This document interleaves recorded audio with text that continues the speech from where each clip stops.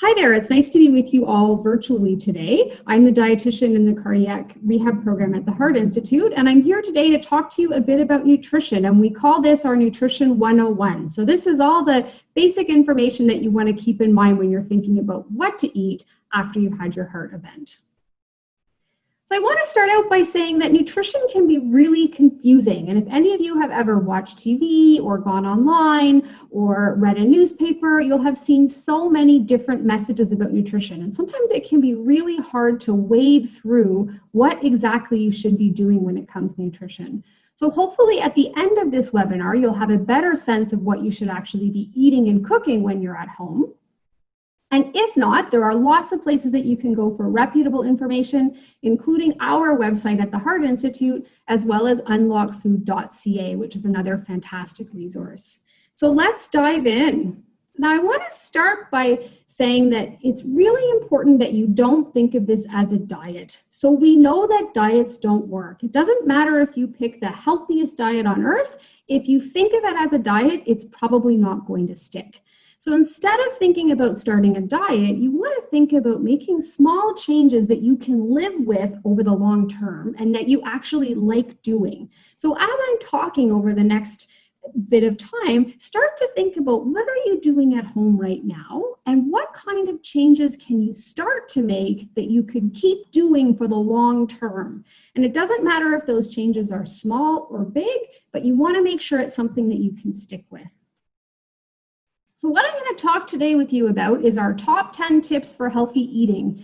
And I know that some of you have probably seen these top 10 tips before, and I'm going to go through each one of them and tell you a bit more information. You have all probably received your cardiac rehab nutrition guide, and once you get that guide, when you look through it, every one of these tips has a page with a little bit more information, as well as 2 different recipes that you could try once you're at home and trying to think about what it is that you might want to eat.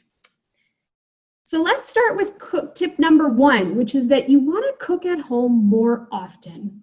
One of the things that we know is that when you cook at home, you have so much more control over what it is that you're going to eat. So when you eat in a restaurant or you buy food that's packaged or prepared, it's almost always higher in sodium, higher in sugar, higher in all sorts of things that you might be able to avoid if you're at home, or you're certainly more in control of those foods. So when we talk about cooking at home, a lot of people think about, oh man, does this need to be really fancy, like Instagram, Twitter worthy with all sorts of different ingredients? It doesn't. Cooking at home can be as complicated or as simple as you want it to be. If you're someone who loves to cook, go ahead, find new recipes, try new things. If you hate to cook, meals can be really simple. It might be something like scrambled eggs, a piece of whole grain toast, and sliced tomatoes and cucumbers. Or it might be a piece of baked chicken with frozen vegetables and brown rice. So there's so much room to be creative. And if you don't like cooking, there's lots of room to make really easily straightforward meals as well. But you want to start to think about cooking at home more. And be realistic with yourself. So if you're thinking right now, man, I eat at restaurants 7 days a week, don't start by saying I'm going to do it 7 days a week. Try to cook at home 2 days a week. Just moving towards doing more of that cooking at home. So not only is cooking at home important, but you also want to think about how you eat. So we all have really busy lives. We're doing 1,000,001 different things. Sometimes you might find yourself, eating standing up in your kitchen or in your car or watching TV. And one of the things that we know is that when people multitask and eat, it's a whole lot easier to overeat. And when you're eating and multitasking, it's really easy to just keep eating because the food is there, you're not paying attention. You really want to think about sitting at the table, turn off distractions. So turn off your phone, turn off your tablet, turn off your TV, turn off your computer, whatever it is that you're using to distract yourself, and just sit at the table and eat. If you live with others, this is a really great chance to connect with those people. Sit down, talk a bit about your day, have a conversation with people. If you live alone, maybe set the table nicely. Use a placemat, light candles, put on some music in the background, and make your meal a bit of an event. And again, maybe you're not doing this at all right now, Start by trying it once or twice. You might even find that you like it as you keep doing it. So again, just try to sit at the table, turn off those distractions, and enjoy the food that you're eating. Taste it.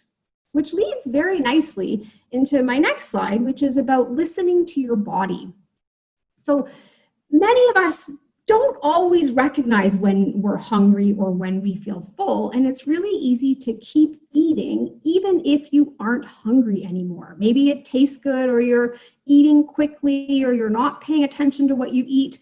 So you want to try and take the time, which is where sitting at the table can be helpful, but really pay attention to when you're hungry and full. If you're not sure how to do that, if this is something you've never done before or you haven't done since you were small, start by putting a bit less on your plate than you would normally eat. And then at the end of that meal, give yourself 10 minutes before you have more. The key is not to say the kitchen is closed, I'm not eating anymore. What you're saying is, hey, I'm just going to take a few minutes. And then at the end of that 10 minutes, ask yourself again if you're still hungry. If you're still hungry, have a bit more to eat. But sometimes that window of 10 minutes just gives you enough time to really recognize, yep, you know what, I'm full and I don't need anymore. And this takes practice, so don't get discouraged if it doesn't work right away, but just starting to think about that. Am I hungry or am I full? One of the things that can help with this is trying to eat at regular times. Now, this doesn't mean you have to eat at the exact same time every day, but you want to try and have something in the morning when you wake up within an hour or two, and then every 4 to 6 hours after that. Now, this doesn't mean that it has to be every 4 hours, every 6 hours. Everyone's going to be a little bit different. So some of you might need to eat every 3 hours. Some of you might eat every 7 hours. There's no right amount of space between your meals. But what you want to pay attention to is how hungry are you at your next meal or your next snack? If you're ravenous, if you're starving and you think, I can't wait to eat, and you're eating without really paying attention, then you might need to have something in between, perhaps a snack, or have those meals closer together. The idea behind eating regular meals is that you want to make sure that you're not over hungry by the time you get to your next meal. And it doesn't matter what time you eat. So you might get up at 7 and eat first at 9 and then noon and then 5, or you might be getting up at 4 and eating at 5 and 10 and 4 and going to bed at 8 p.m. There's no hard and fast times here, but starting to find a routine that works for you. So included in that might be healthy snacks. So often people will say to me, oh, I try not to snack. I know it's not good for me, but that's not the case at all. We know that snacks can be a really helpful way of helping you to manage your hunger. So we talked on the last slide about trying to avoid getting over hungry, and this is where snacks can really help. So if you know you're going to have a really long time between your meals, so maybe you have lunch at noon, but you don't get to supper until 7 p.m., having a snack mid-afternoon means that you're not over hungry. And in your cardiac rehab booklets, there's lots of snack ideas, but some great options would be some fruit and nuts, crackers and a small piece of cheese. It might be carrots and hummus. There's tons of great snack options, but don't feel like you're not allowed to snack. It's certainly allowed and it's certainly okay. So we've talked a lot now about when to eat and where to eat and how to eat, and those things are really important. But of course, you also want to think about what to eat, and that's often what people want to know. They're like, what should I have to eat? So we're going to start by talking about vegetables and fruit.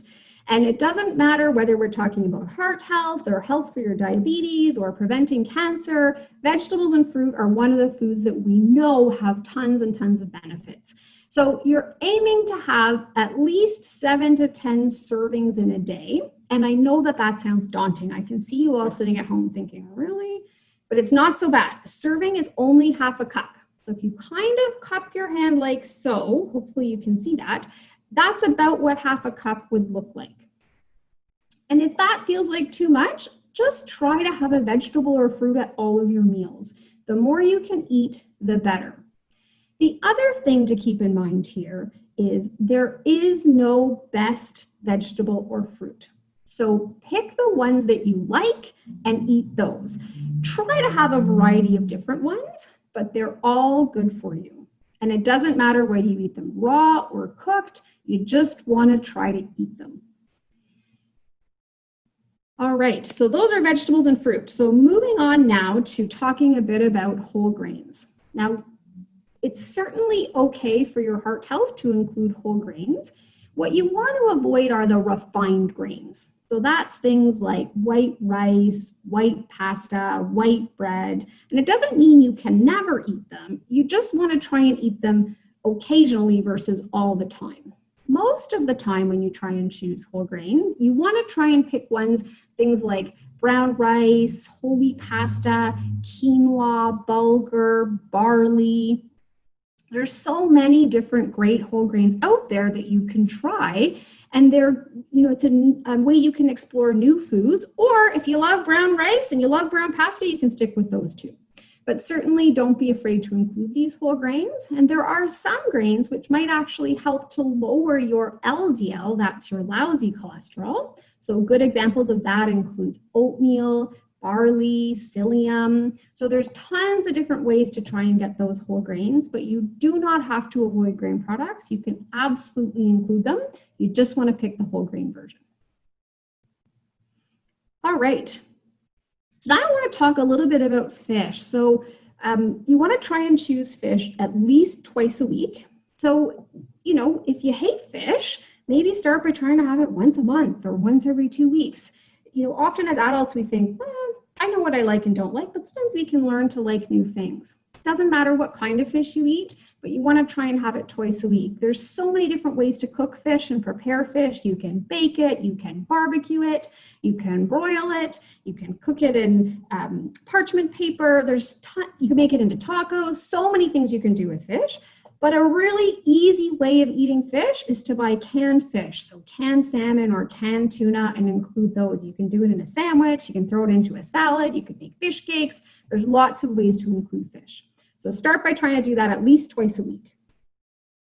So then I want to talk about legumes, nuts, seeds, these plant-based proteins.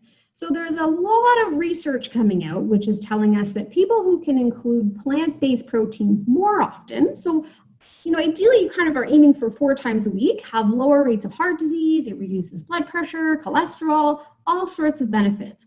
This does not mean you have to be a vegetarian at all. You can still include meat and chicken and fish, but you can also include these legumes. So lots of things to do with this. So if you're making a soup, for example, throw a can of chickpeas in there. Or if you're making a pureed soup, throw a can of white kidney beans and puree those in there. Or if you like salad, throw some chickpeas on your salad, or chili. That's another great option.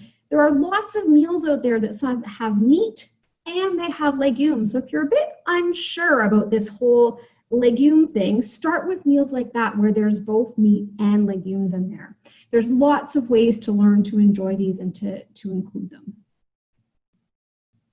And the last tip, before we get into a few other things, is not to be afraid of using fat, particularly these plant-based fats. So olive oil, canola oil, avocado oil, nuts and seeds. These fats are all unsaturated. They're very good for your heart health, so you can be generous with these in your cooking.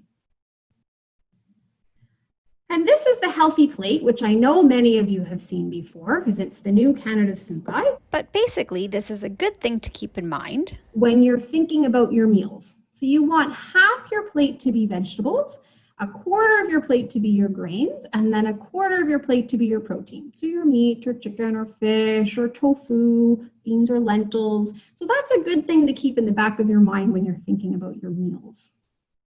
So I want to talk a little bit about salt and sodium. So we hear a lot about salt. People at the Heart Institute are always saying to me, should I be limiting my salt? And yes, the short answer is. So salt or table salt has sodium in it. And it's the sodium that increases your risk of developing high blood pressure, which is a risk factor for heart disease and stroke. So this doesn't mean you have to stop using salt altogether, but one thing you can do is to use less in your cooking, use less at the table. But what's important to know about salt is that most of the salt that we eat, or the sodium that we eat, is actually in processed and prepared foods. So it's not the salt you're adding at the table or in cooking, it's the stuff that's already in foods. So the less processed and prepared foods you can eat, the better. The other thing to know about salt is it's an acquired taste. So if you're used to using a lot of salt, you're going to find it kind of rough as you start to reduce how much salt you're using. So don't get discouraged. It's going to get better. It just takes a bit of time. But over time, you will hardly miss it. So find somebody in your life who's already done it, and they'll convince you that it does get better. I also want to talk a little about sugar, and this is a big one. People ask me about this all the time. It's kind of the new kid on the block when it comes to nutrition. When it comes to sugar, you do want to be cautious about your intake of sugar, but you want to be cautious about your intake of what are called free sugars. So free sugars are things like pop, juice, candy, any sugar you would add in your cooking, and of course, all the sugar that's added by manufacturers. And that you want to limit to not more than 6 to 12 teaspoons per day. Those are the recommendations from the World Health Organization. What's not included in there, though, is the sugars that are already in foods. So, for example, the sugar that you find in fruit or the sugar that you find in dairy. Those sugars are not harmful for your health. And the reason is that they're packaged with other good stuff. So in that fruit, yes, there's sugar, but there's also fiber and vitamins and minerals and all sorts of great things. So yes, you want to limit your intake of sugars that are found or are added to foods, and that you might add, or things like juice or pop, but the sugar in fruit and dairy is not harmful to your health. So what I want to leave you with is the idea that food should be fun and it should really taste good. So the big overarching rule in nutrition is the 80-20 rule. 80% of the time you want to think about eating well, and 20% of the time life happens. You might go out for dinner, you might celebrate a birthday, you might have a Kit Kat or a chocolate bar. Those things are okay if they're happening once in a while. But don't forget that food is fun, it should taste good. You want to enjoy it with friends and family, and really don't forget that food is fun, because I know it's easy to do. If you're looking for food and recipe ideas, make sure to check out our Cardiac Rehab Nutrition Guide. And there's so many ways you can prepare food that makes it delicious. So thank you so much for joining. If you're looking for more information, please visit our website at ottawaheart.ca. There's also a second webinar called the Nutrition 201, and we do a lot of frequently asked questions. So if you've been wondering about things like sea salt versus table salt, or how much red meat should I eat, that's a great place to find that information out. All right, thanks so much for joining, and have a wonderful day.